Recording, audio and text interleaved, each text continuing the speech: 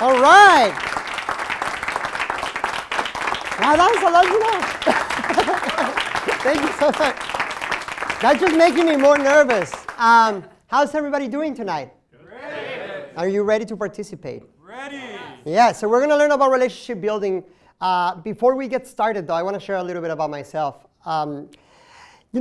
I'm originally from Mexico, like the person who introduced me shared with you. And I came here only to learn English for 4 months. And I've been here for 16 years, still learning English and still practicing. But one of the things that happens when you move from another place, particularly when you move to a place where you don't know a lot of people, is that you try to connect with new people. In my case, I didn't speak English, so I was trying to always find people who spoke Spanish. I was at the university where I was taking English classes, and during the night, I was a caterer. So I worked serving people at parties and other things. One thing that happened working in the service industry, and this probably can be something that a lot of immigrants can recognize, is that when you work in the service industry, sometimes you feel invisible. You feel like nobody is seeing you. Because you might put a plate in front of a person, the person doesn't acknowledge you. You might prepare the food for the person doesn't know you're back there. You might wash their dishes, clean up their plate, their rooms, nobody sees you. Sometimes you feel invisible. And I felt invisible often. So when I was on campus and I heard someone speak Spanish, I always try to make eye contact. Hearing Spanish through a crowd for me, it's like a superpower. I could be here and there could be someone speaking Spanish far away from me and it breaks through the noise. I just hear it. So I am kind of trained to find the people who speak Spanish. Because in that way, that's when I found community. So in the university, when I heard someone speak Spanish, it was immediately like I perked up. So one day, sitting at the cafeteria, I remember getting ready I was going to get ready to go to work. There was someone who was speaking Spanish, and I immediately tried to make eye contact. It was a worker in the cafeteria. His name was Gregorio, but I called him Goyo. And Goyo came to me because I started smiling, had the biggest smile in the world. I wanted to say hi to him. He comes, and I started asking questions. He was from Mexico City. He was wearing his uniform, but he was on break for a lunch break. And he told me that he'd been in the United States for over 20 years. He was moreno, like me, had green eyes and gray hair. And I remember that the first thing that I asked him is, how long have you been working here? And he confessed something that he probably should have not. He told me he was a salter. Anybody knows what a salter is? No? Salters are people who work for unions, who sometimes enter a workplace to work there and then unionize the people inside. So he was working in the cafeteria to try to organize other workers to fight for their rights at the university. So he asked me if I knew what that was. I didn't know anything about it. So he asked me if I could have a conversation with him. He didn't say, let's have a one-on-one. What he said was, can I hear more about what it feels to be an immigrant student in the United States? Nobody had ever asked me that. So I said yes. I was like, absolutely, let's talk. He sat down, and we started talking about the situation of workers in the university. I didn't know that these workers were mistreated, they were making minimum wage. And I immediately thought, oh, wow, there's a lot of learning here. So he invited me to go meet with this university president. They were going to have a meeting with him. And I said, sure, let's go. So I went with him. A few weeks later, he asked me to put together a meeting at the university with my friends. So I recruited other people from the classroom. And I actually became what they called in that campaign a team leader and created my own team. Actually, a few months later, Goyo recruited me to go to Jackson, Mississippi and learn how to do community organizing. Goyo changed the trajectory of my life because he asked me that he would ask me to sit down and hear more about myself. That was something that was for me very powerful. That someone could just, in a matter of 45 minutes, change your life. He sat down and listened to me. He sat down and asked me questions. But also, more than anything, he cared about me. He asked me questions about things that I wanted in the world, that I wanted to see, that I wanted to learn. And then he followed up. He kept in touch. Back then, we didn't have, well, we had MySpace, I think, even though I didn't use it. But he used to call me all the time and text me all the time to tell me how things were. Today, I want to talk to you about what Goyo did really well, and then see if we can collectively learn some of the best practices about how you could change other people's lives' trajectory too and empower them to do more things. Now I have one-on-ones myself, and sometimes they're good and sometimes they're bad. Just a few weeks ago, I had a really bad one-on-one because I was so nervous sitting down with this person that I started talking a lot. So because I was talking so much, I didn't ask the right questions. The person didn't really care about me or what I was doing. That at the end of the day, at the end of the meeting, the person wasn't engaged at all. I walked out of there bummed. I was like, oh my God, after 16 years of doing this work, I'm still bumming. I'm still bombing meetings, but I'm still doing it. But it's also a great opportunity because we continue to learn. We continue to learn this craft. So today, I have a few goals to share with you. The first one is learn how relationships grow movements. This is the essence of movements, relationships. In the Obama campaign, they did a survey at the end of the 2008 campaign, and they asked people why they kept coming back in volunteering.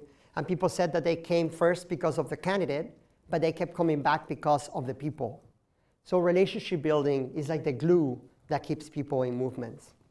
The second one, identify the different types of one-on-one conversations. There's not only one. Goyo, at that time, did what we call an introductory one-on-one, or a relationship building one-on-one, but there are all other types, and I'm going to talk about those too. And finally, we're going to learn how to make hard asks and best practices of follow-up. Hard asks is something that you hear a lot on the organizing lingo, so we're going to talk a little bit more about that. These are some concepts that I want to learn, and this is just like a teacher. I like to share the concepts, so at the end of the day, you can hold me accountable to see if I actually kind of share those concepts with you. The first one is going to be the difference between private and public relationships. The different types of one-on-ones. 10-70-20 practice. So what does it mean, 10-70-20? That's the way that I think about the time that I spend on a one-on-one, and I'm going to share more about that. What's a hard ask?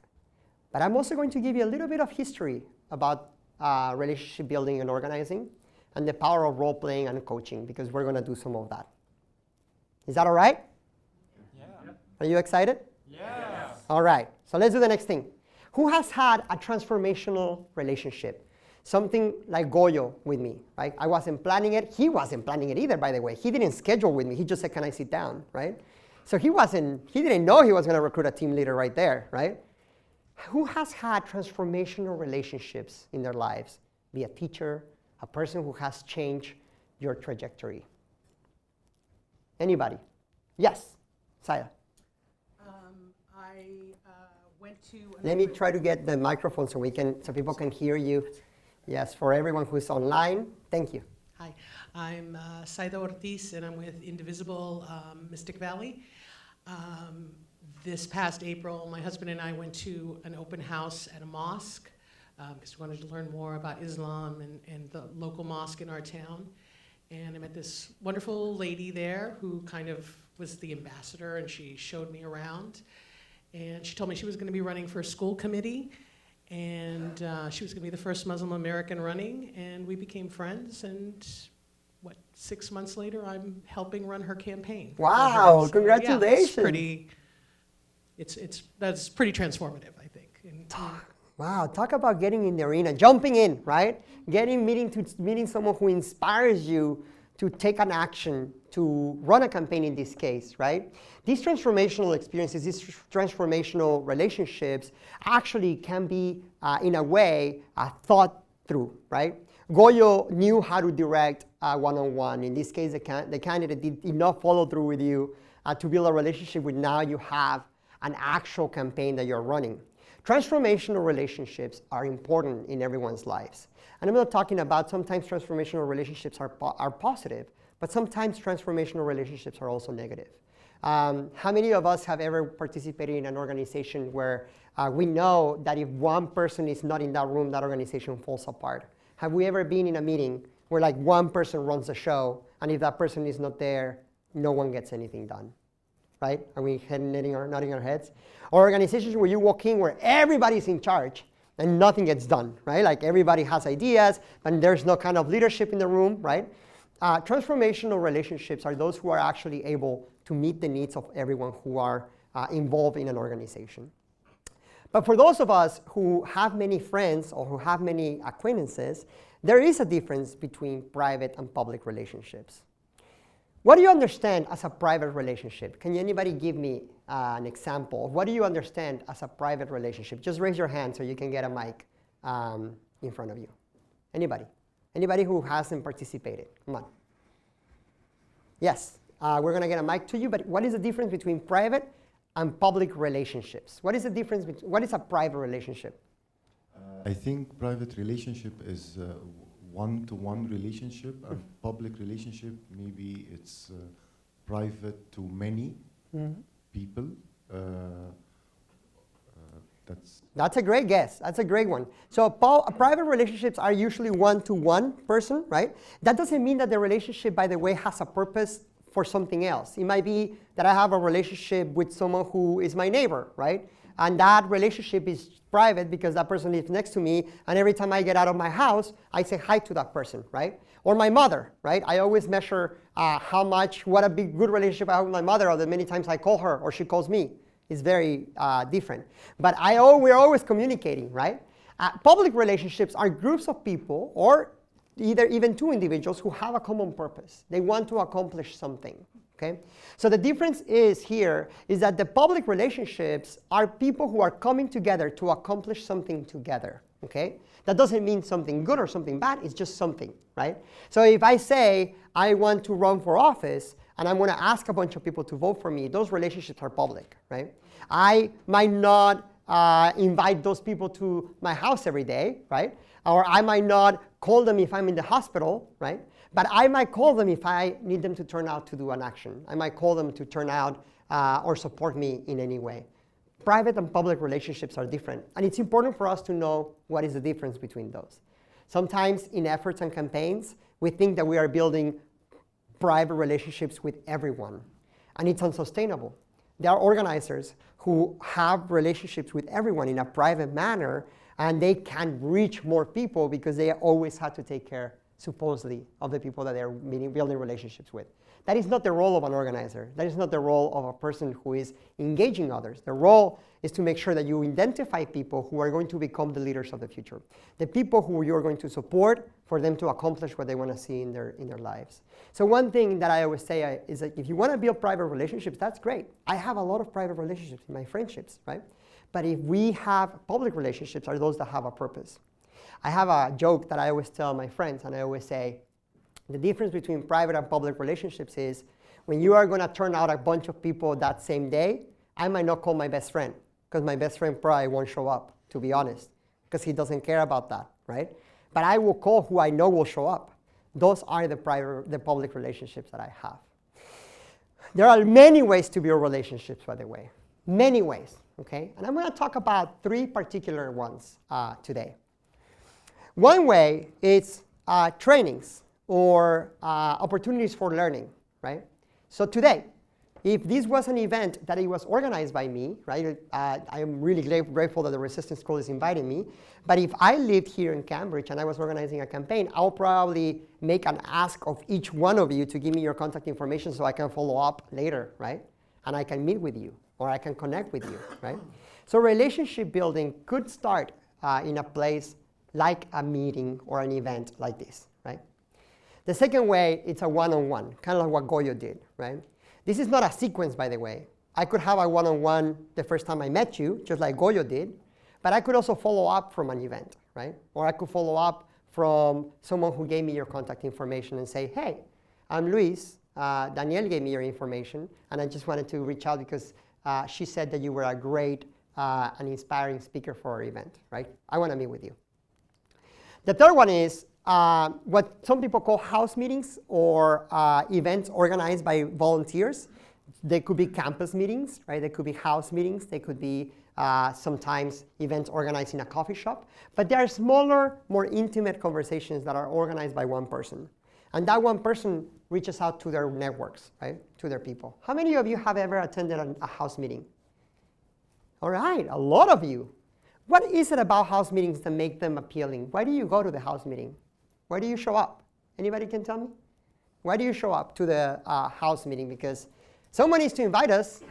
Yes. I mean, I go because someone I trust invited me. That's right. So house meetings, that is the difference between an event, right? You came here, even if you don't know me personally, right?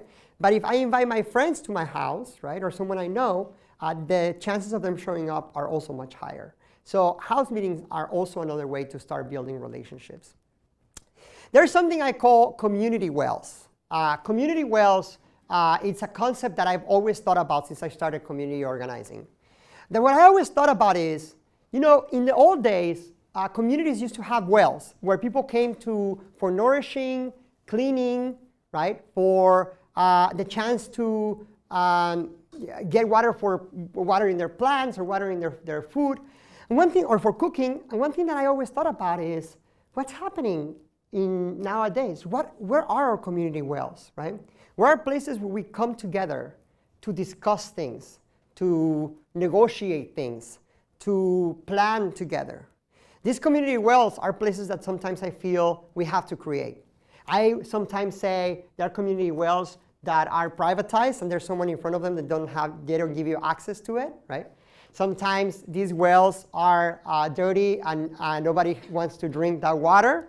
And sometimes those wells are amazing community centers or places that allow you to nourish, to connect with others, to share experiences and cultures. A lot of this is design, by the way.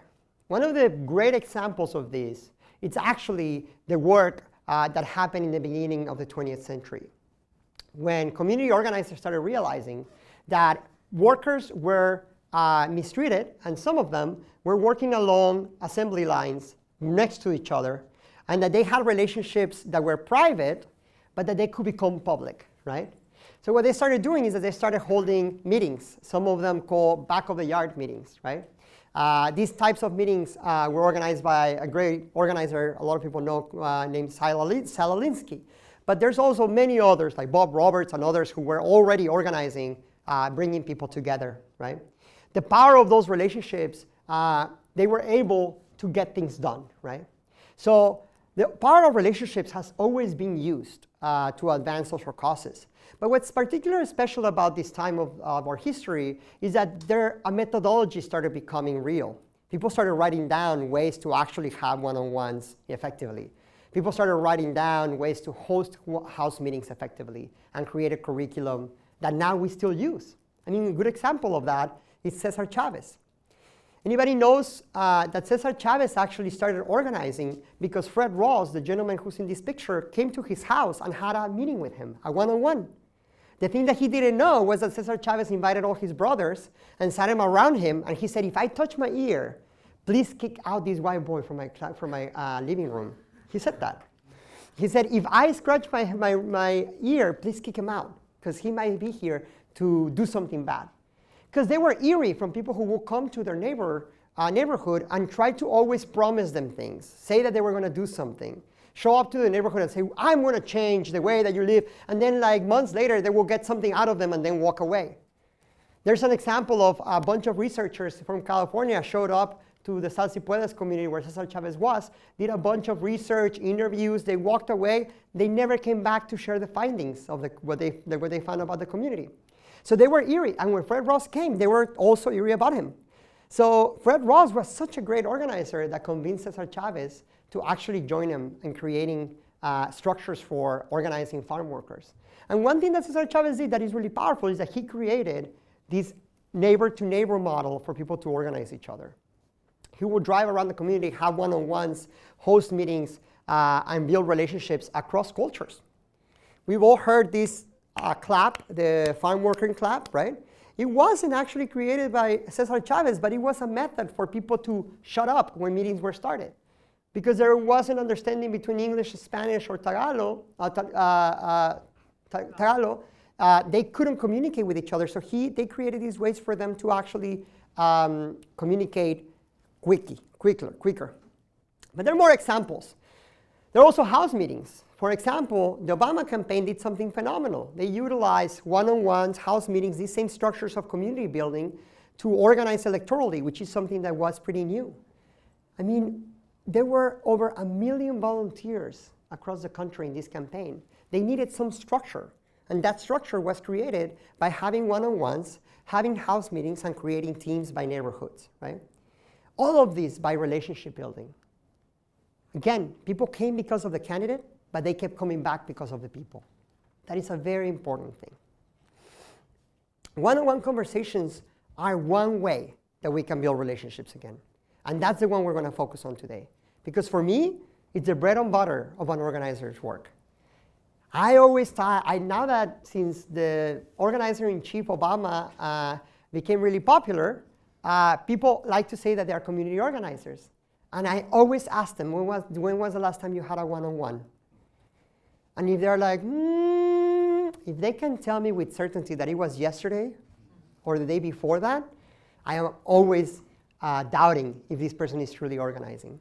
Because one-on-ones is the bread and butter, are the bread and butter of organizing. That's when you get to connect to build relationships. I identified 3 ways for having one-on-ones.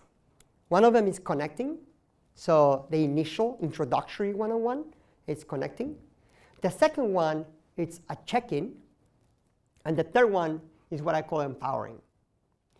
This is a methodology that is utilized by many, many people. The PICO network, for example, in California uses these types of one-on-ones as well. They all have a different function. And today we're actually going to go through each one of them.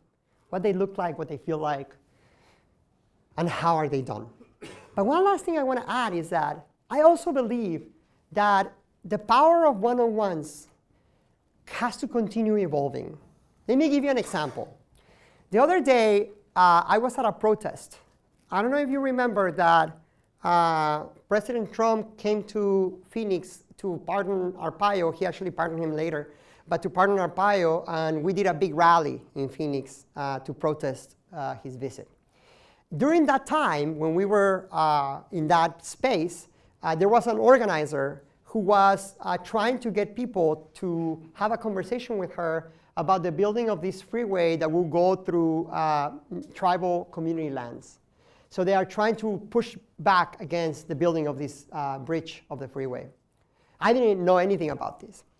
And she did something that I didn't know, something that we can start doing more often now. She said, "Hey, Luis, nice to meet you." She told me, "You know, I saw you earlier, and I saw that you were actually in charge of the cleanup and trash collection. So I wanted to ask you if we could talk a little bit about this issue that is happening in my community." And I said, "Yeah, sure, let's schedule. Here's my email," right? Like I just was trying to say it for later. She's like, "No, let's talk right now. Do you have 15 minutes? And I was like, "Oh my God."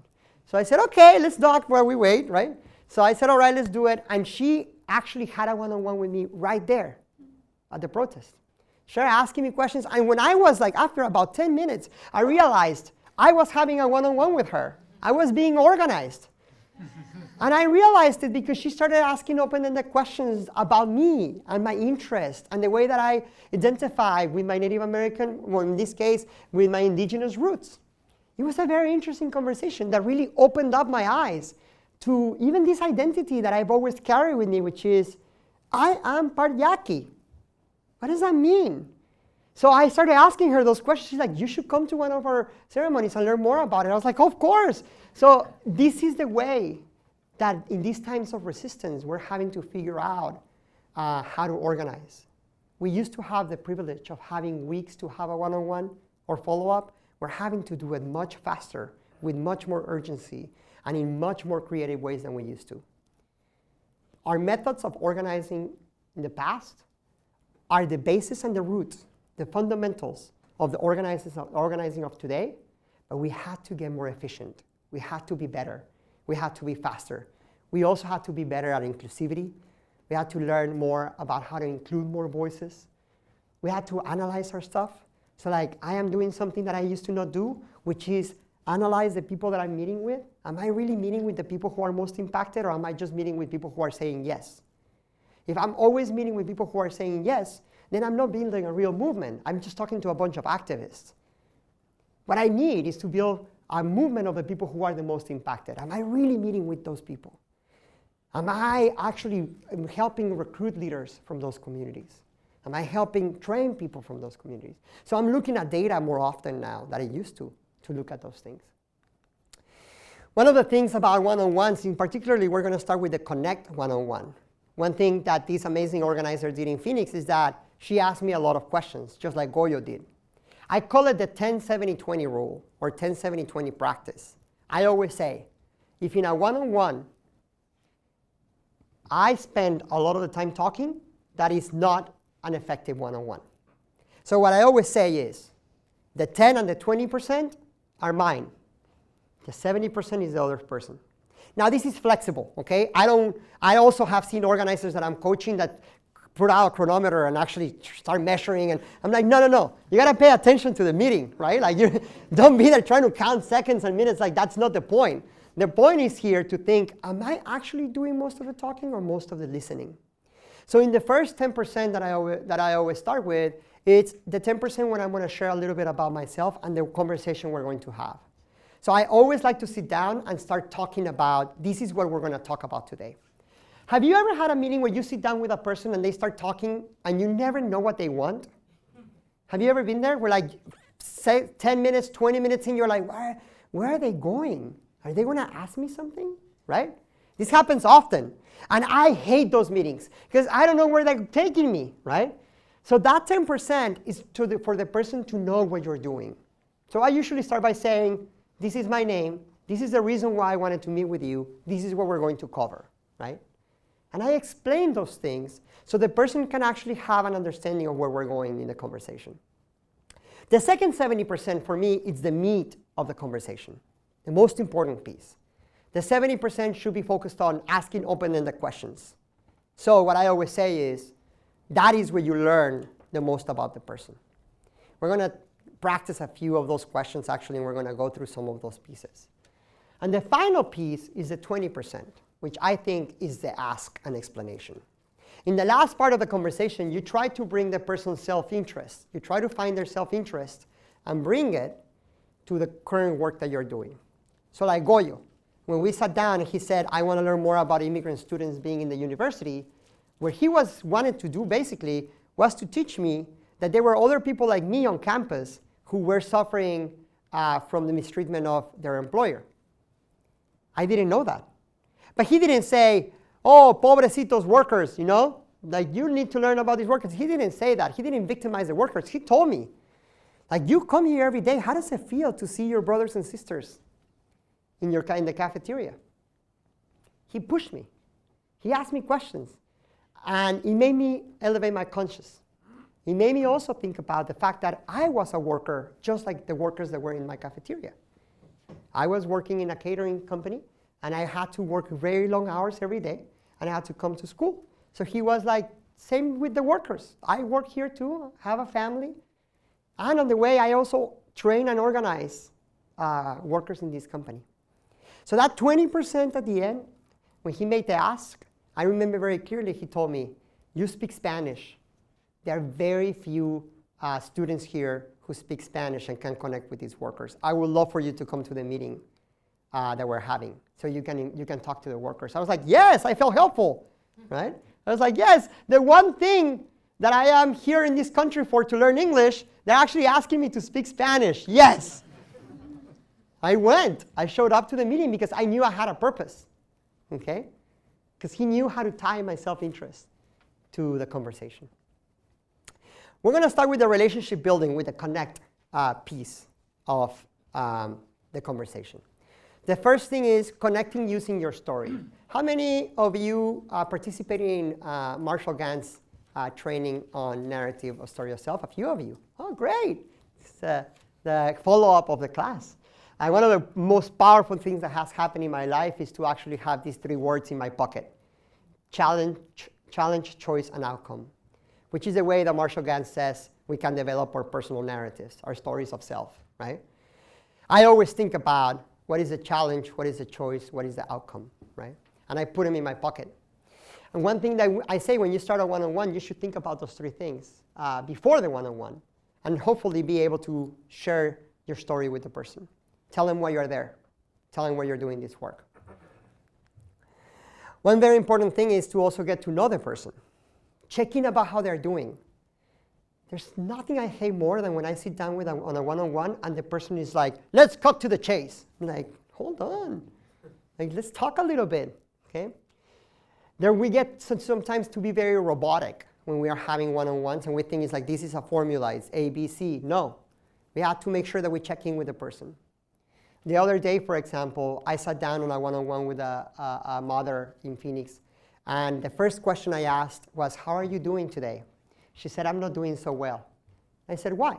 She said, this is the statement. She said, I lost my son to the system. And I said, what do you mean by that? She said, my son, at 14 years old, entered the juvenile justice system. He just came out at 24 after going in and going out of the system at 24, and he just got arrested again, and I think this time I'm not getting him back. That's the way we started the one-on-one. Imagine that. Imagine if I would have said, let me tell you what I want to talk about, right? That would have been a huge mistake on my part.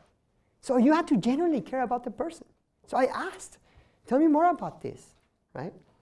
I learned that she was an amazing, amazing activist in the school of her son, and that her schools always pushed her away because she was a loud voice and advocacy for her son. I learned that she was disenchanted from organizations and community organizing because she's done it before and she was burned out. I learned that her son was still in detention and that she didn't have an attorney. So I was able to try to find an attorney to offer that help to her. That conversation reminded me again of getting to know the person. There are times that people ask me, what are the questions I should be asking? If I'm giving you a list of questions, then we're not having a real conversation. You're interviewing the person, right? It's very important to get to know the person genuinely. Be genuine. Listen actively.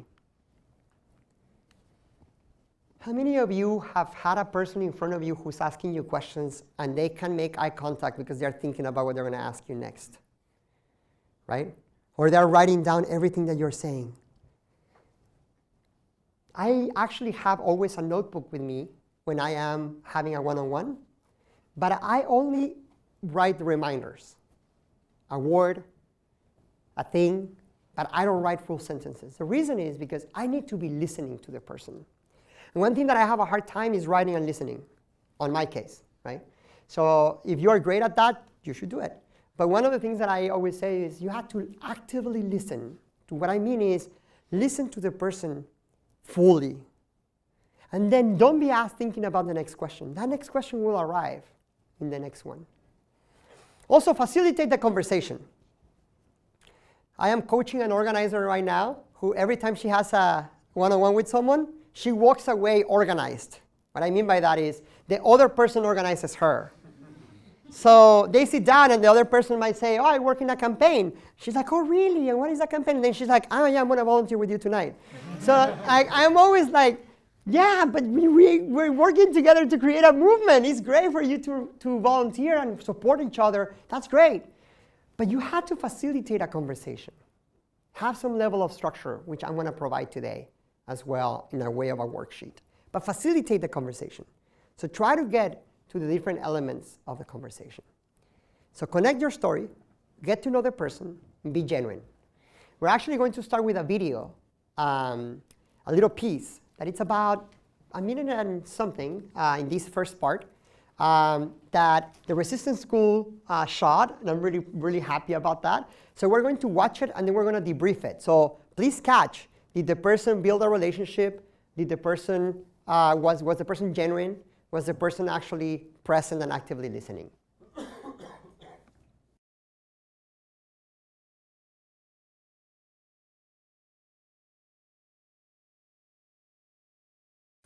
Hi. In this video, you'll see me doing a one-on-one conversation with Jeff, a potential new recruit. Pay attention to who's doing most of the talking, how I ask questions to draw out our shared values, and how I make sure to get a commitment from him so he can become more actively involved. Hi. Hi, I'm Jeff. Anjali, so nice to meet you. Nice to meet you too. Did you find the coffee shop okay? Yeah, thank you for the directions. I'm so glad that Sarah connected us. Yeah, me too. You're not from Boston originally. No, I'm not. I'm from Rockland, New York. It's the suburbs outside the city, and I came to Boston a few years ago for school. Oh, okay. What's Rockland like?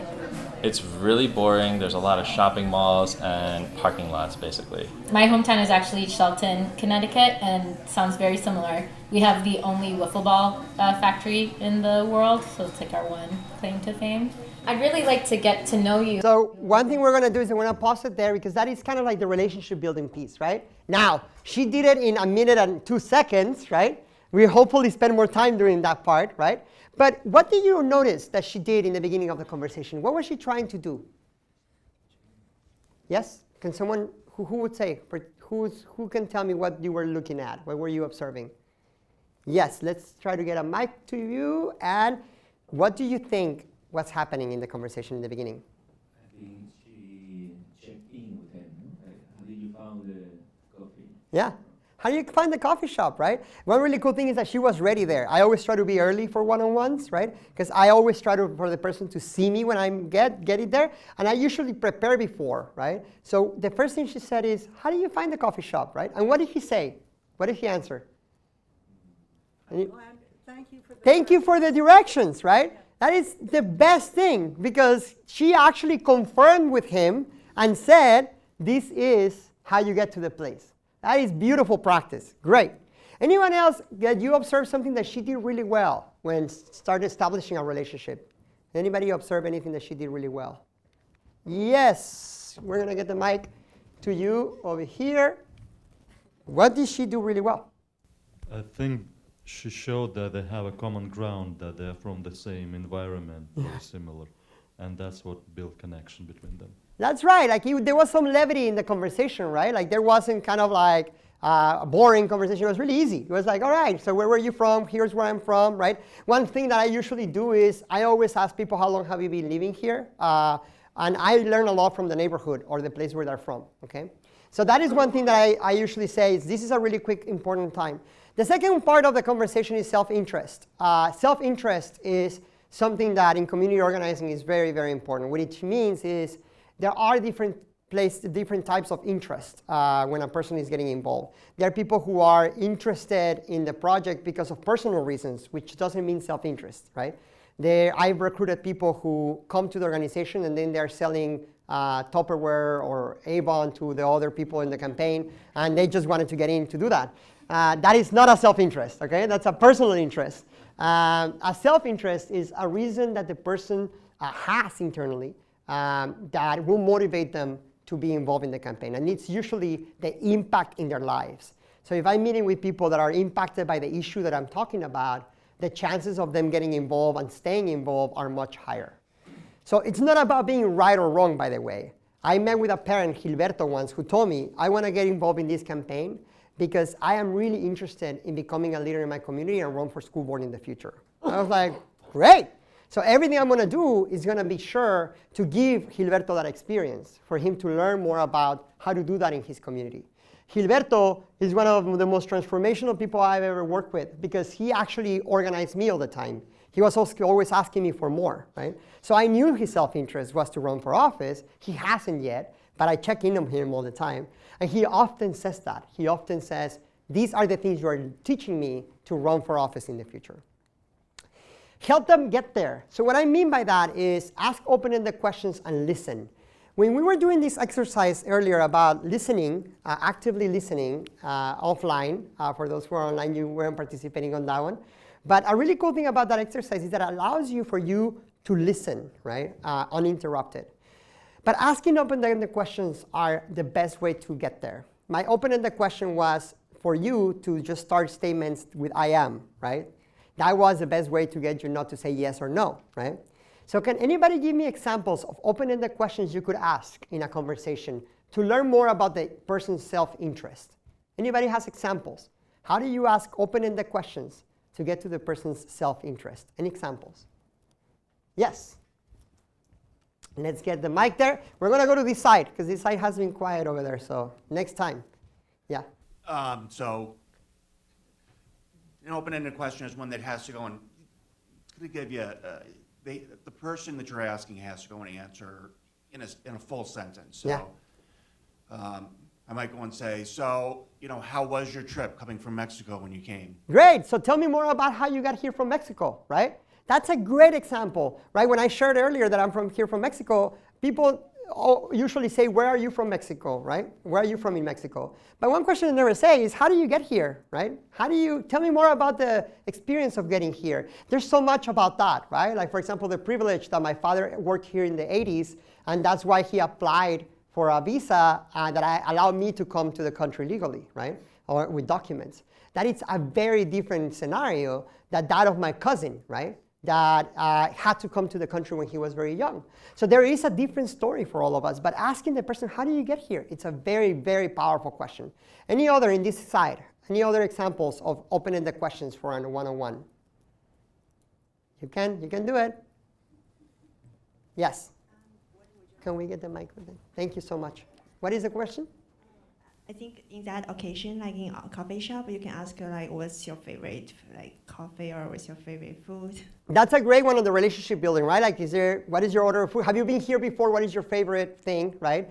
I sometimes ask people, for example, whatever is happening. If I was meeting tonight with someone and the World Series are happening, then I will be asking, do you like baseball, right? Are you watching it or not, or stuff like that, right? But later in the self-interest, one question that we always want to ask people is, why do you decide to meet with me today?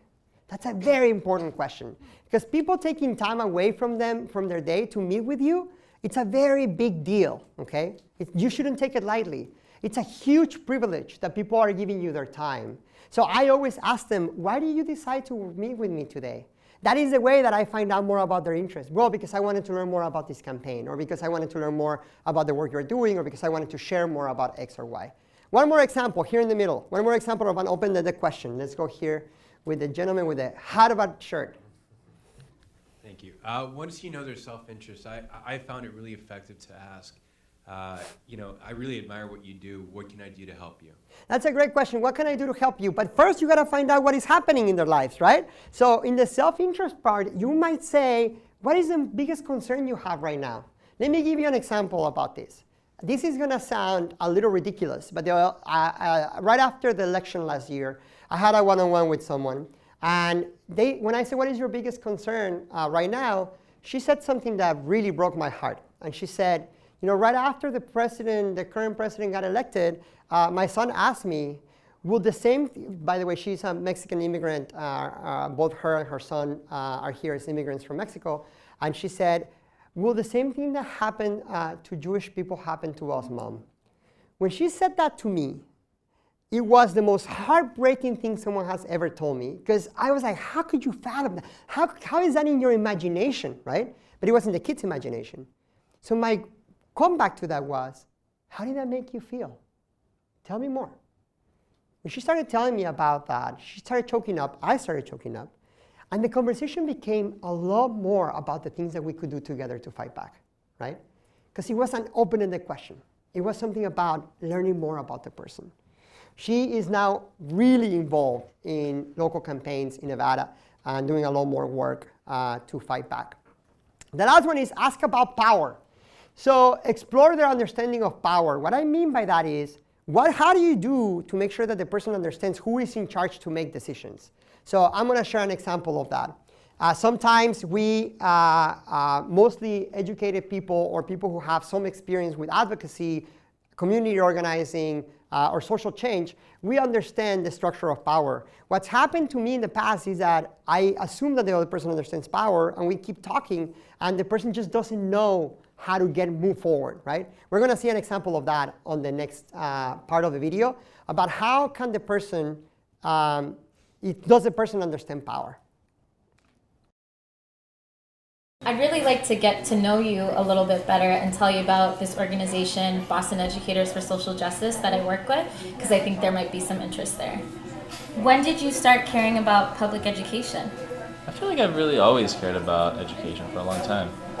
So since you were little, since you were young? Yeah, so both my parents are immigrants, and my mom always told me that they came to this country so that I could get a good education. So she really made me take it seriously. Yeah, both of my parents are actually immigrants too, from India. Where did your parents immigrate from?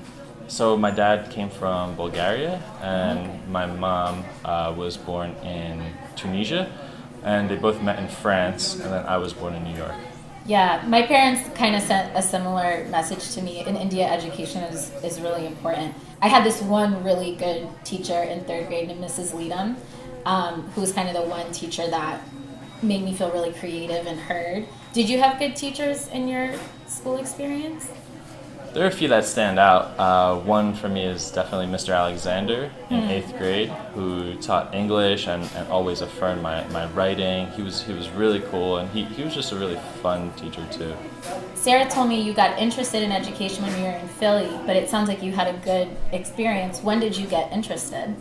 They closed 24 public schools in Philly a few years ago when I was there, because they said that there wasn't enough money for public education in the city. And I volunteered for a community organization and actually got to know a lot of public school students, and they would tell me that in their schools they didn't even have enough books, they didn't have nurses or guidance counselors because of all the budget cuts. So I was like, wow, how is that possible that, you know, I went to good public schools where we had everything we needed, and yet these students in Philly didn't have access to the most basic things. I'm wondering why it mattered to you so much what was going on in Philly, if your own experience was a good one. Yeah, that's a good question. You know, like I said, I think it really comes from what my mom used to teach me. Education is really important. Everybody should be able to have access to a good education. So I think it's not fair that some people get to have it and a lot of people don't. I've actually gotten involved with Boston Educators for Social Justice because they're doing a lot of the work, like it sounds what was happening in Philly, trying to really get students the support that they need. So we actually are having this big training for our group on Friday, November 10th at 6 p.m. I think it sounds like it's something you would really enjoy, Jeff. Do you think you'd be able to make it that Friday? That sounds interesting, but I'm really busy with school right now. I have papers, I have to study. So one really cool thing about this example is that she already was part of an organization. She was part already of a campaign that wanted to advance things, right? So she was easy to connect, right? Sometimes we're trying to formulate that campaign. We're trying to formulate and connect people to their work.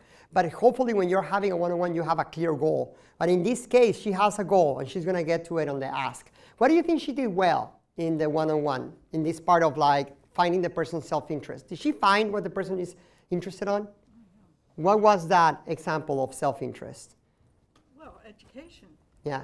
Tell me more about it. How did she do that? What she did was she kept probing. Can you use the mic? Thank you. Yeah. She kept probing. How?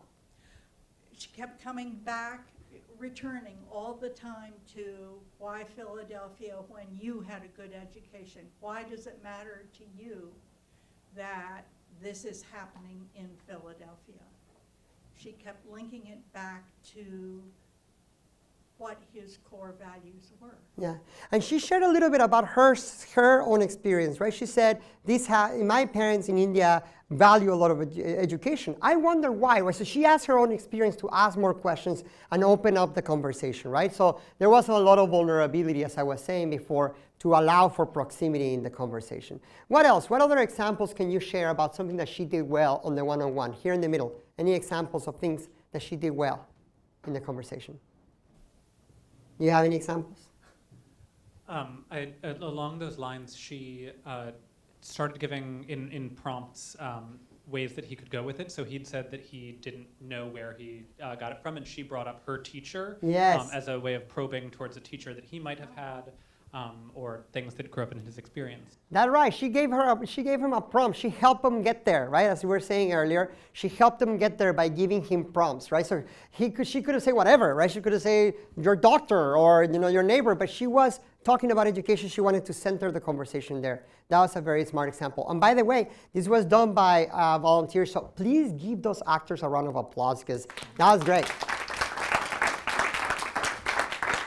The last part, I'm going to go fast because we're actually going to practice an ask. It's to make an ask, the last piece, right? So we talked about the first 10% was to do what? By the way, the first 10% is to do what? I didn't hear you? Relationship building. The first part of the 10% of the conversation, relationship building. What is your favorite coffee? What do you like to order here, right? The second part, the 70%, it's called what? Self-interest. the self-interest. Try to find the person's self-interest by asking open-ended questions and getting to the root, right, of what are the concerns of the person and the motivations.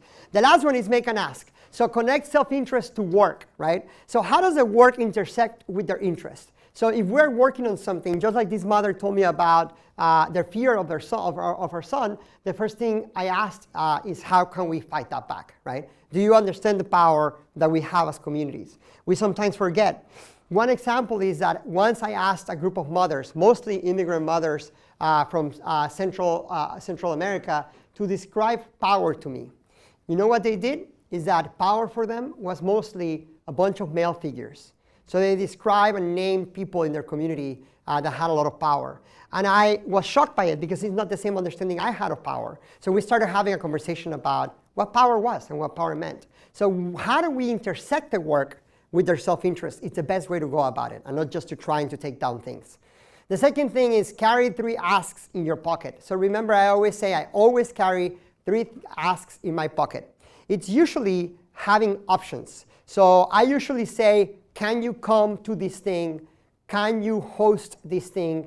Can you volunteer in this thing? Okay? So those are usually the 3 asks that I have in my pocket. So if I ran into you in the streets in Phoenix and you say, hey, Luis, how are you? I'm here for 2 weeks. How can I help? I'm going to pull out one of those 3 asks and ask you in order that are of importance. Okay? So for example, I have a training this Saturday called Black Students Matter, that it's about the rights of African American students in schools. So I need more people to show up to this training. So my first ask might be, can you come to this training? The second ask might be, can you connect me with people who can come to this training? And if you're really excited, I'm going to say, can you come and volunteer for the training as well, right? I always have options in my pocket. Always have options. And I always have 3 asks to make. Give options, but don't be rigid. If the person says, I don't have anything on those 3 things, I'm not available, ask the person, what can you do? I had a one-on-one about 5 months ago where the person told me, no, I can't participate, I can't do this, but I run a small youth theater group. What if I produce a theater show about this? And I said, all right, let's talk about it. Well, the theater show is being produced and it's coming out in March. And it's going to be about the work that I'm doing on the campaign to eliminate injustices in the education system. That's why you have to be flexible. There are talents out there that we're not utilizing. I always say, if campaigns are not engaging artists, we're not actually running a campaign. The last one is be direct on the ask. So make sure that you ask directly. Explain what you're working on. Why is this important? Why is it important that they get involved? And why is it important now? When Goyo and I had a one-on-one, he said that they were working on a campaign to make sure that the workers of the cafeteria had a living wage. He said that that was important because so many of them had families, and they were sometimes the only breadwinners, and they couldn't actually afford to have a proper life. He said that it was important that I got involved because I spoke Spanish and I could actually connect with the workers better than a lot of the other volunteers of the campaign. And finally, he said, we're having a meeting with the school president who we've been asking for a meeting for months. This is the first time he gave us a meeting. It's a very important meeting. Can you come? All of those things together made it super urgent for me to show up. So every time you're going to make an ask, think about these things to make an ask. By the way, does the ask of your friends, ask of your volunteers, ask of your people you want to get involved? This framework helps on everything from fundraising to making asks about campaign. Finally, just ask. Goyo said, can you come on Wednesday to the meeting with the president at 6 p.m.? I said yes, right? He didn't say, maybe I was thinking that if you could, maybe we're available, you could probably come. No. That's like what we call a soft ask. A hard ask is direct. Can you come on Wednesday at 6 p.m. To the meeting with the president? A soft ask would be, maybe I was thinking that if you were available on Wednesday at 6, maybe you could come. Are you available? That's not a hard ask, all right? And we'll practice that in a little bit. We're going to see the example of the video, which is the shortest part, and then we're going to practice this. I've actually gotten involved with Boston Educators for Social Justice because they're doing a lot of the work, like it sounds what was happening in Philly, trying to really get students the support that they need. So we actually are having this big training for our group on Friday, November 10th at 6 p.m. I think it sounds like it's something you would really enjoy, Jeff. Do you think you'd be able to make it that Friday? That sounds interesting, but I'm really busy with school right now. I have papers, I have to study. I don't really have the time right now. The meeting we're having on Friday is actually about cuts that have been made to 2 specific schools. And I think you could contribute a lot to the conversation because of this interest that you bring. And I'm actually driving there, so I could pick you up on the way to the meeting. I'll be driving right by campus. And I have your phone number. I could just text you and scoop you up on my way. Does that sound okay? It seems like this problem is really happening everywhere. So I feel like I should get involved and do something about it. And if you could give me a ride, that would make it a lot easier for me. So, yeah. Wow, that was easy. So, one thing that I love about this example is that she didn't let go, right? She was like, okay, let's do this, right? A very good thing is that she make an ask directly. How did she make an ask? And anybody remembers how was the ask made? What did she say? Anybody remembers? What did she say? No? We're having a meeting, can you come? We're having a meeting, can you come? That was simple, right? We're having a meeting on Wednesday, can you come, right? So it was a very direct ask. He didn't say like, maybe you could, right? One thing that I would say is that he said no because he was busy, right? So that meant not now, right? So he said, I would like to get involved. I'm interested, but not now. She was aggressive. She was like, well, I'll pick you up and I'll text you, right? Which worked. Sometimes it doesn't. And if he would have said no, but he was interested, he said not now, right? Not right now. Then the question would have been, then when, right? So if you can't come to Wednesday, can you come to the next thing? Or can I call you on the next activity? So that is where we talk about urgency. So the first thing about urgency is how you see the problem. She talked about the cuts, the budget cuts that they were making, right, in the school system, and why that was important. What are you doing about it? She said they were showing up, doing a training, and they were having a series of conversations about how they were going to act on that. In your case, when you're working on an issue, be immigration, education, healthcare, housing, whatever that issue, talk about what are you doing about that problem. The third thing is, why is this important? So she said that it needed to happen immediately. One thing that I would add, if I was her, I would say why this work is important to the community, right, that we're working with. Why they should get involved is the fourth thing. So she didn't actually say something like, you are someone who has been involved in education for a long time. I would love you to participate, right? So didn't give a reason to the person. That is a very important thing to do. Give a person a reason. The reason they invited me and turned me out for the meeting that changed my life was because I spoke Spanish, right? So that was very valuable. The last one is why now? If you don't instill urgency, you need to in your statement. What I mean by that is not the classic, if it's not now, then when. That doesn't work. It has to actually happen in a specific timeline. We're doing this, for example, we're doing this Black Students Matter training on Saturday because after that, we're going to be showing up at the legislature to present a Bill of Rights for Black students. That is why we need to have this training on Saturday, right? That is exactly the urgency of why this Saturday matters, right? Why we need to show up for this. This is the structure that I always call the HWs. How, what, why them, and why now, right? The answers to a question, to an ask, are usually 3, okay? Yes. Who likes when people say yes? All of us, right? Who likes when people say maybe? I hate maybes. They are my worst enemy. Maybes, we don't like maybes, okay? Never. Maybes make us lose our time. Make us waste our time because people right now in this society, we actually are trained to not say no. We cannot say no. So we usually say maybe instead of no. And guess what? As an organizer, I might be like, oh, okay, that's a maybe. So I have 26 maybes, 4 yeses, and 40 no's, right? Or sometimes 3 no's. I always say the maybes are worse than the no. So what I try to say is to take a person to a yes or a no. I actually tell people sometimes that. Look, maybes don't help me much. Can you just tell me, are you interested in coming? That's it. And the person sometimes says, yeah, I'm interested, but it's just that I can't do it right now. Great. That is a better answer, right? To tell the person no. If a person says no, they usually mean one of 3 things. Not now, which means No, I can't do that right now, right? So what is the answer that we should give if they say not now? When. Then when, right? So not now. The second one is not that. So if I said, see, if Goyo asked me to show up to the president's meeting, and that was overwhelming for me, oh my God, the president of the university. What if they kick me out of the school, right? What if I said no? No, I'm busy, maybe no, right? Because I can't. And what if Goyo said, why not? And I said, well, I'm scared of showing up because I might get kicked out of the university.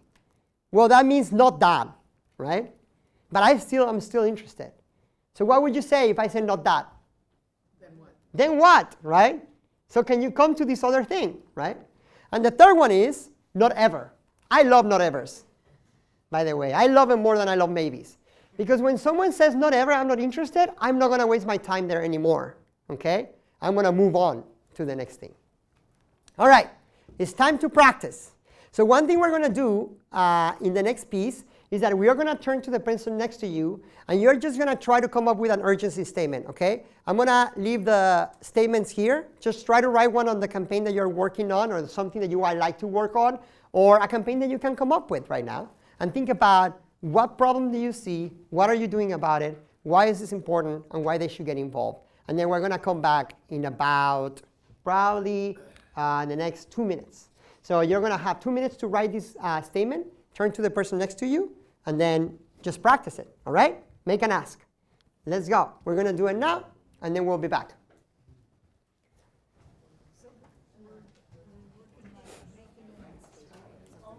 And for the people online, you can do it too. Write the urgency statement, and we'll be right back.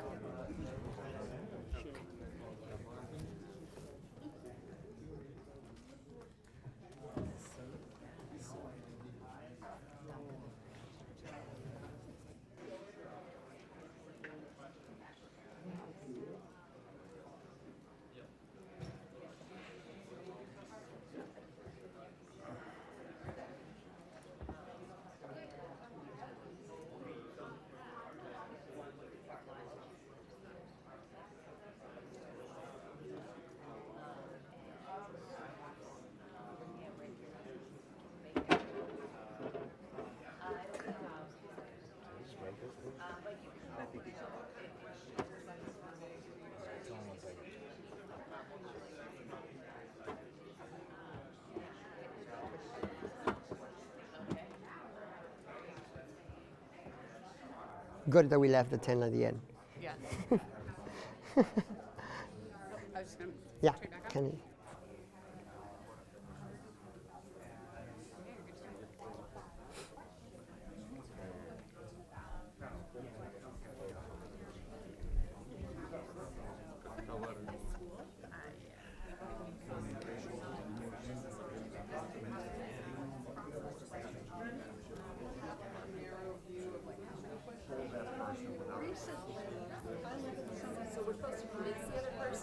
Just say that Okay. statement. So,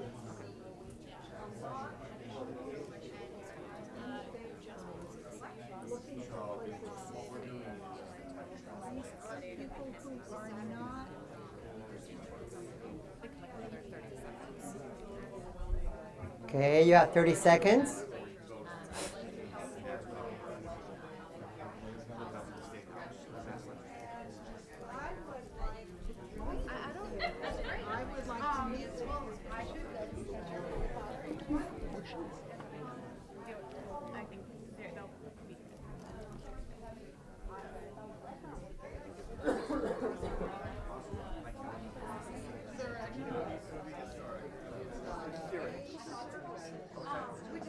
Okay. If you can hear my voice, clap once. If you can hear my voice, clap twice. If you can hear my voice, say resistance. Resistance. Oh, great. All right. Who thinks that their partner was so great that you'll nominate them to be an example? Who thinks, they're nominated, there's a nomination here. Would you like to try it? What's your name?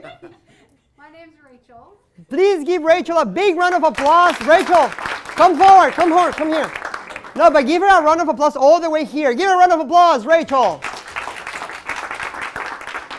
All right, Rachel. You're going to try to make this ask, just like if I was just in front of you on a one-on-one. So I'm going to be standing here. Don't mind these people. They're just, they're just here. But tell me, making your urgency statement, how would you make an ask? Try it. So go through the short conversation. That's right. Leading up to it. Yeah, just ask. Yeah. What's the problem? What are you doing about it? Yeah. Sure. So I'm Rachel. I'm a restaurant worker. I'm also a member of Raise Up Massachusetts, which is a coalition here in our state. Some of our victories in the past have included an increase to our minimum wage from $8 an hour to $11 an hour. And we said that, hey, this isn't enough, and we need to go back to the drawing board, and now we're asking for $15 an hour. And so I am organizing restaurant workers in our community to help us get the question of an increase to the minimum wage on the ballot, which means over the course of a few weeks, we have to collect 120,000 signatures to qualify this question to be on the November 2018 ballot. I'm meeting this Saturday at the Union Square Farmers Market in Somerville with other restaurant workers and volunteers from our community, and I'm wondering if you could join us at 10 o'clock in the morning to help us collect some signatures. Are you in? Yeah, maybe next week. Okay, well, next week is great. We're there every single Saturday. Is there an issue or something else going on this Saturday that's preventing you from joining us? It's just that I think I have plans this Saturday. I have to check with my partner. Okay, could I follow up with you later today when you have a chance to check with your partner? Yeah. Okay, great. So again, it's going to be next Saturday at 10 o'clock in the morning at the Union Square Farmers Market. I'll grab your contact info and I'll follow up with you, and hopefully we'll see you next Saturday. Thank you, Rachel. Big round of applause. So Rachel did a great job at explaining the context, right? Like I got excited about, like, we won already, we're going to win again, right? That was really exciting. Thank you so much, Rachel. One thing, is there anything that you think that Rachel did really well? Anything that you really, really liked about her example? Anybody? She was engaging. How was she engaging? She talked about her organization very succinctly. She had a lot of enthusiasm when she was talking about how she had, had successes, and now we're trying to up the to 15, and just was very succinct with her ask and her pitch. Great. Yeah, I think that you were really great at explaining the campaign, so great job on that. One thing that I would add is that when you made the ask, you said maybe you could come, right? So the ask got buried. You could have said, can you come here? Can you be there on Saturday, right? Or do you need a ride on Saturday? Can you join us on Saturday, right? So that quick, it's okay. It feels really uncomfortable. I always say, the direct ask feels uncomfortable, but the more direct you are, the easier the person gets it, right? So it's a yes or no answer to that. But you did an amazing job. Thank you so much for practicing with us. All right, we're gonna try to go to the next piece, which is a check-in, a type of one-on-one. And then after these two more, we're actually gonna have some worksheets, and we're going to go through the example with all of you, okay? And then practice more. So check-in type, the one-on-ones for check-ins, there are usually 4 types of check-in one-on-ones. The first one is training. So you might have a check-in one-on-one with a person to train them on something. So maybe if I wasn't able to come on Saturday to the farmers market with Rachel, maybe they were having a training after that Saturday to share more information about their findings of their campaign. So they might invite me to that training. And I say, no, I can't go. Well, maybe we can do a one-on-one on the check-in. Or if I ask you to host a house meeting, I might sit down with you and train you on how to plan that one-on-one, okay? The second one is strategy. One-on-ones where you sit down to strategize for something. So I just had a one-on-one like that with a community organizer in Phoenix. She works in behavioral health, and I want to put an event together about the impact of behavioral health and trauma on students. So I asked her, can you host this event? And she said yes. So we got together and planned who we're going to come, who we're going to invite, etc. So we strategized. The third one is debriefing. This is one of the most important check-ins. So after I actually have the meeting with Rachel and I show up to the farmers market, a good thing might be, hey, you showed up. Can we meet next week and have a debrief about today? Why do you think we do debriefs after every event? Why should we do a debrief? Why? To figure out what we're doing well and what we should be doing better in the future. So to improve our practice, right? What else? What else do you think? It also makes the person feel like they are valued and their experience of it is valued, so that they're more likely to be bought in for future events. That's right. You also can follow up on next steps after the debrief. So from the things that come out of the debrief, if the person said, yeah, you know what? I wish that I could have actually invited the volunteers to come earlier instead of that time. So I realized this person is actually good volunteer management, right? Well, that's a great idea. Can you handle that piece of the volunteering next week? Can you actually take over that next Saturday, right? So that's a great way to delegate as well, doing debriefs. The fourth one is report backs. So one thing that I usually like to do with volunteers that I work with is that I connect them with other organizations or efforts. And I usually say, let's have a one-on-one so you can report back. I, as an organizer, can be in every table and every meeting, right? So what I usually do is that I try to work with leaders and community members so they can represent or be the voices in the tables or other organizations. So I always have one-on-ones to report back when they say the meeting went this way, these people showed up, this is what I think we should do next, right? So report backs are also very, very important. I don't understand the difference between debrief and report back. Can you ask again? I don't understand the difference between debrief and report back. Thank you for that question. So debriefs are usually after something happens, an event that you organized or an event that the person volunteered on or some type of activity that the person participated on. Report backs are usually, for example, if you are a volunteer and you went to a conference, right? And I didn't go to that conference, but you did as a participant. So you come back and you report back on how the conference was. And then we might talk about in that report back how we're going to share that knowledge with other members of our community. So report back one-on-ones are very good for us to kind of catch up on information. So check-in, we have a sample video. It's a really brief video of a check-in. One thing before what they're putting up the video is that I actually encourage this version to be an online conversation. More and more, what in-person conversations, in-person check-ins, in-person one-on-ones are the best 100%.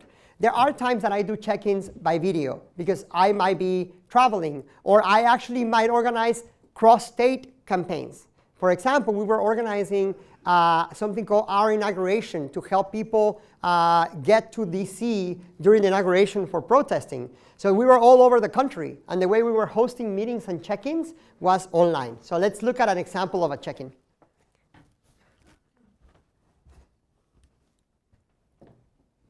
Hey David, can you hear me? Hey Cindy, yeah, I can hear you. Can you hear me? Yes, I can hear you. Great. Perfect.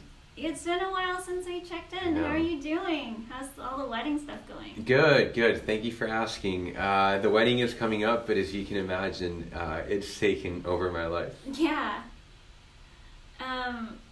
That's so great. Again, congratulations. How's your partner feel about it? Thank you for asking. She's doing great. I think she's discovered a new passion for wedding planning. She's so good at all the details, and she's so excited to finally be able to see what she's been planning for the past few months. Yeah, that's so great. I hope it goes really well. Thank you. So I know that you're super busy. I just wanted to check in today to make sure you have everything you need to run a really successful phone bank training. Mm-hmm. And see how I can support you. How's that sound? Awesome. Yeah, that would be really helpful. Thank you. Okay. And so whenever I plan an event like this, I always make sure to go over turnout, agenda, and logistics. Okay. Is there anything else you wanted to go over today?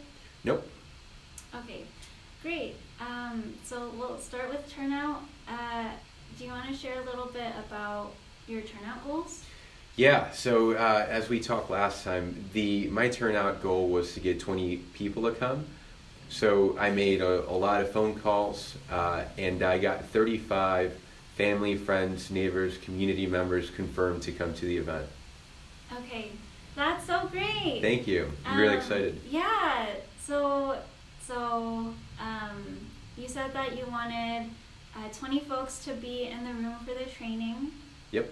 And generally with confirmations and turnout, we want to confirm twice the number of folks that we want in the room. So if we want 20 folks to be at the training, we would generally confirm 40 folks. Got it. Yeah, so we're almost there. We still have a few weeks before the training. How's that sound? Yeah, I remember we talked about that like double rule, but these are, you know, my friends, my family. They're not just any folks, and so I'm pretty sure that they're gonna show up. So, you know, I didn't feel the need to do 40 confirmations. Okay. Yeah, I'm sure they're really excited that you're engaging them and getting them involved.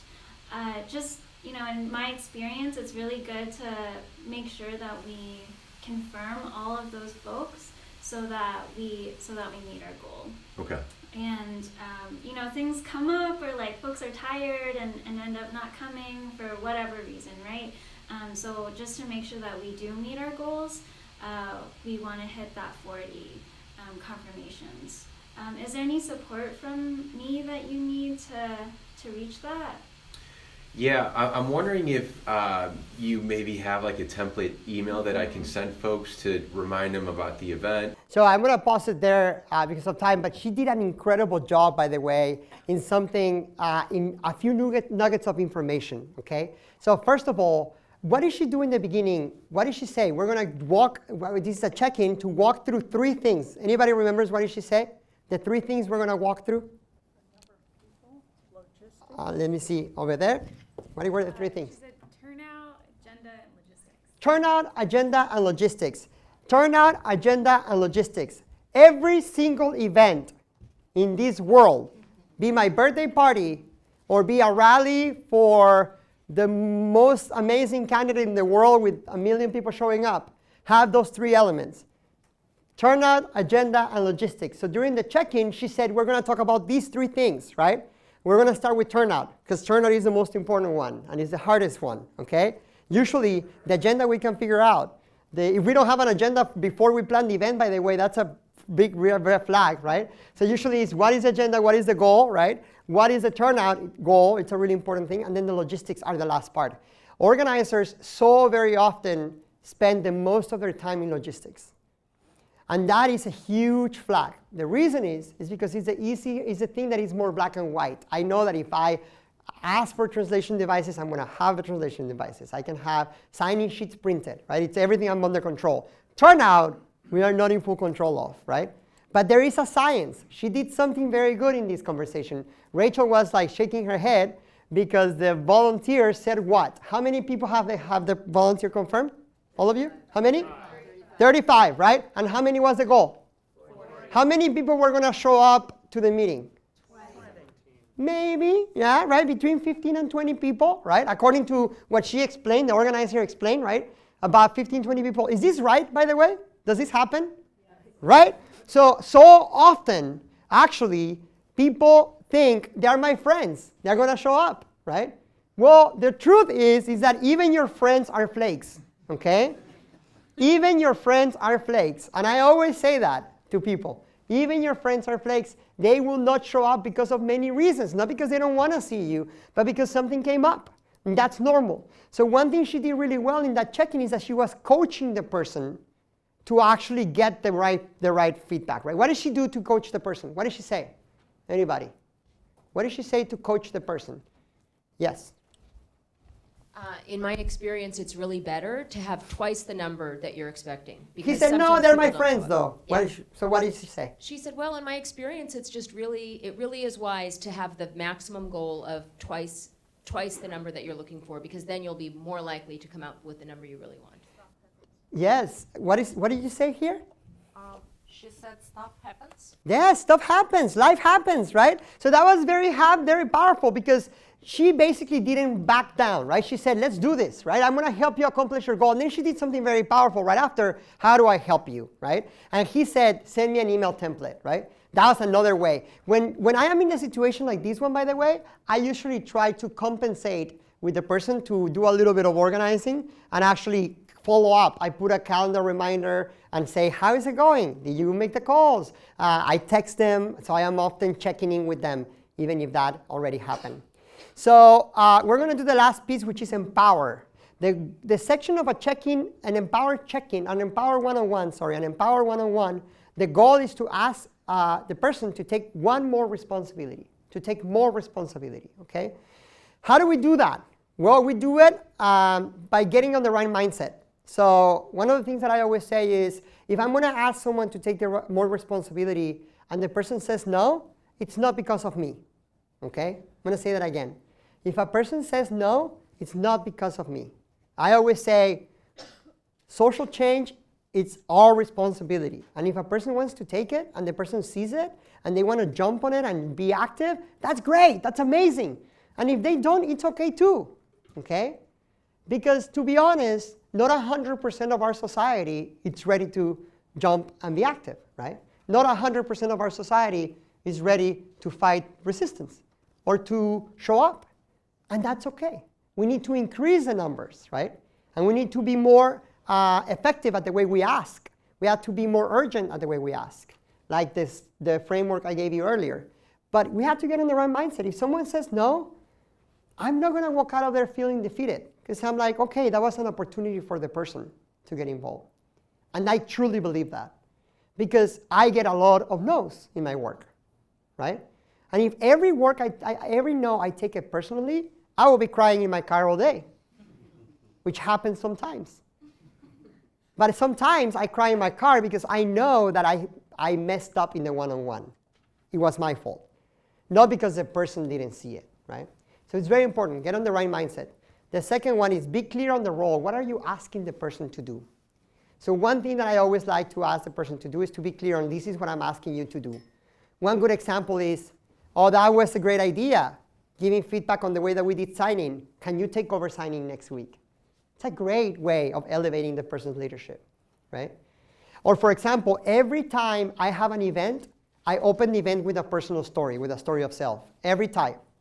And it's never me. As an organizer, I always ask new people to practice their story of self. So a good way to do it is at events. So I always train new people to do that, right? So be clear on the role. I want you to share your story. Is that all right? Tell the person why the role matters. That is a very important thing. So many times we ask a person to take more responsibility and we just say, it's just the things that need to happen right now. We don't say why. Do you know how powerful it is to someone to say, hey, I have very little capacity. I had to meet with 100 people and I really need someone to pick up the translation devices and be in charge of translation. Can you be in charge of translation on Saturday?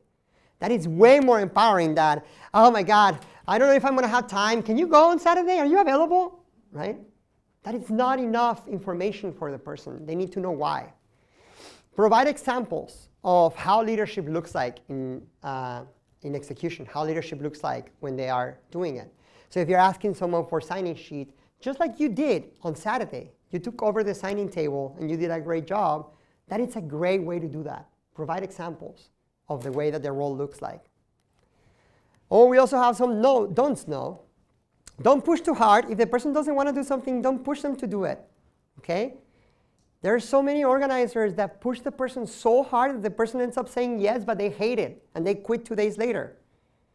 That's horrible. Don't push too hard. Push enough for like when the person to say, this is why I'm doing it, but don't push too hard. Leave without pushing is the other one. So if the person says no, maybe that no is what? Not what? No. Not now? Or not that. Not that. And finally, not ever, right? So the first one is not? No. Not now. Second one? Not that. And the third one? Not ever. Great. Ask for something you wouldn't do. You never ask for something you wouldn't do. Ever, ever, ever. Never tell someone, can you help me with parking? Because I hate doing parking, by the way. But I do it all the time because it's the one thing I hate. So I do it to model too, right? Like go and have to say where the cars are going to go first and where's the overflow if there's overflow and where they're going to get out and where are the signs and stuff like that for an event or a one-on-one where I'm talking with someone and say, can you take over parking? And the person is like, I've never done that. Oh, well, me neither. That's horrible. Never ask for something you wouldn't do yourself, okay? And if you haven't done it, try it first, and then you ask, because that's the first thing that you're going to do as an organizer. Try to be a little bit ahead. Don't ask too soon. So very often we have a one-on-one with a person, the first one-on-one, and we're already saying, can you be a team leader? Like, that's difficult for the first conversation. I always say, try to ask the person to do something first. Because there are a lot of overcommitted people like me in the world. How many of you, every time someone says something, you say yes? How many of you say yes to everything? I am the yes person, right? And it's horrible. I'm trying to work on it, right? But in reality, there are a lot of yes people in the world. And that's what happens. All yes people are so stretched that we can't do it all, right? So one thing I always say is when people ask me, instead of saying yes now, I usually say, can you give me one thing to do first, right? It's the same thing I do in organizing. I give the person one thing to do. It might be signing, it might be show up, it might be volunteering, but that one thing to do will show me if the person has followed through. Because if we are always asking in the first one-on-one for people to be elevated, to be catapulted to the next level, you know what happens? You're always recruiting the most charismatic people. You're always recruiting the people who you like the most, and not the people who actually are going to be the leaders of tomorrow. One thing that I want to do is actually think about the concepts that we walked through, right? One thing that I said is that we were going to learn about the different types of one-on-ones, right? Do you remember the different types of one-on-ones? Can you shout them at me really loud? Connect. What are Connect one-on-ones about? What are Connect one-on-ones about? Can someone tell me? What are Connect one-on-ones about? Figure out their self-interest and make an ask, right? What about the second type of one-on-one? What is the second type of one-on-one? Check-in. Huh? Check-in. What is a check-in one-on-one? What do you do? There's 4 types: Mm-hmm. training, strategy, debrief, and report back. Wow! Can you give him a round of applause? That's great. And then what's the last type of one-on-one that exists? What is the last type? Empower? Power. And what is that one about? Asking somebody to take on more responsibility. All right. Asking someone to take more responsibility for the campaign, right? Not just like to help you, but to help the campaign or the effort. All right. What are some takeaways from today's information? What did you learn? What is something that it wasn't an aha moment or something that you were excited about learning or reflecting on? Anybody? Did we learn something today? Yeah? There's a hand here. Okay, let's go. Be direct. Be direct. How can you be direct? You can state clearly what you need from people and make it obvious for them so that they can give you a yes or no, and you can figure out if they're a yes or no. I'm so glad you say that, because to be honest, we think that being direct is like being salesy or like selling something, right? Like, to be honest, put yourself on the other side. When someone is direct, it's much easier to respond, right? So be direct for the sake of the other person, right? It's like something I always say, making the ask, it's like 3 seconds of being uncomfortable. Can you do this? The rest of the 45 minutes are great. So just get over those 3 seconds and do it well, do it right, practice. And then the rest is going to be beautiful, right? All right, we were going to go with another one. What is another takeaway? That side, next. Just the importance of doing debriefs or postmortems, because I think a lot of times we do actions and then we just forget, we go and we move on to the next thing. We don't actually take a look and try to figure out what best practice was, what worked, what didn't. That's really just super, super critical on any of these things. Relationship building, it's a lot about debriefing too. It's about asking the person, what do you think, what do you learn, how can we do better, right? So the relationship continues improving. We haven't heard from you. What is a takeaway from today? I'm going to ask for someone. Yes, we're going to go over there. What is your takeaway? I think a takeaway is that one-on-ones build on skills we all have, if we're organizers or not, that it's putting that structure into place, but knowing people's interests, being friendly, and knowing how to support each other for the benefit of the campaign. That is so beautiful. One-on-ones are about building relationships. It's about listening to each other, being genuine. And that is at the end of the day what we have to do in this work. There's so much pain in this world right now. But there's also so much hope. People want change. People want to do things. People want to improve these communities. And if we only meet and we only talk, but we don't really get to solutions, we don't really get to power, we don't really get to action, then every conversation is just a reminder of our pain. We can't just have conversations for therapy, right? One-on-ones are not about therapy. They're good reminders, they're good conversations, but they're about getting to solutions, getting to action, giving hope, starting fires. Organizers are fire starters. And every time we have a conversation with someone, it's a great privilege. If you use it as a privilege, if you use it as an opportunity to change someone's trajectory, to change this world and do it better, then you know that the one-on-one is that important. Then you take it seriously. Then you ask the right questions. Then you make the right ask. And then you do the follow-up. And you treat the person with the respect that they deserve. The last thing I'm going to say about one-on-ones and relationship building is we cannot make assumptions about anything. When we meet with someone, if we have a preconceived notion or an assumption of that person, we are taking their power away to decide. So if at the end you say, I'm not going to make an ask because that person's too busy, I'm not going to make an ask because this person seems to not want to, you are taking their power away to make a decision in their lives. You are oppressing them in a way. Assumptions are a way of disempowerment. And if we don't truly believe that, then we go around our lives deciding who has the ability to change the world and who doesn't. And that's not our job. Our job is to give everyone the opportunity to change the world and to change their communities, to be the leaders they need to be.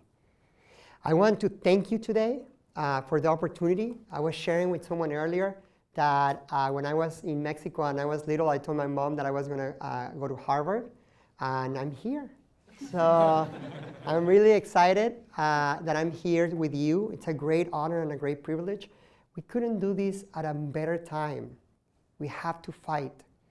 This tension, this thing we feel around the country right now about fighting for our rights, well, it might seem new to you, some of us.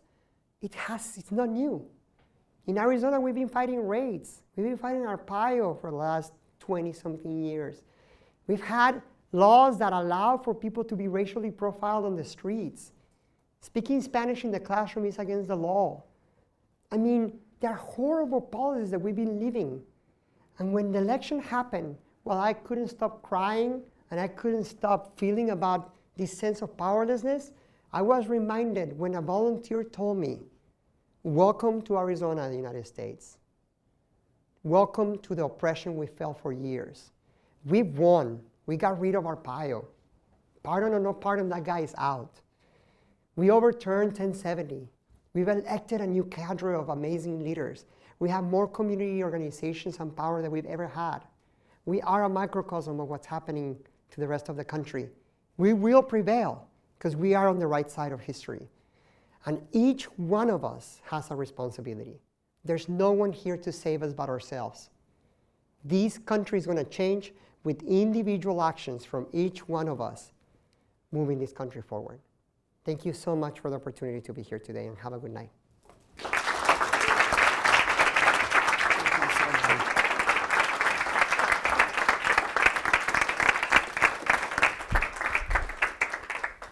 Luis, thank you again for that thoughtful and powerful training. Can we give him one more round of applause?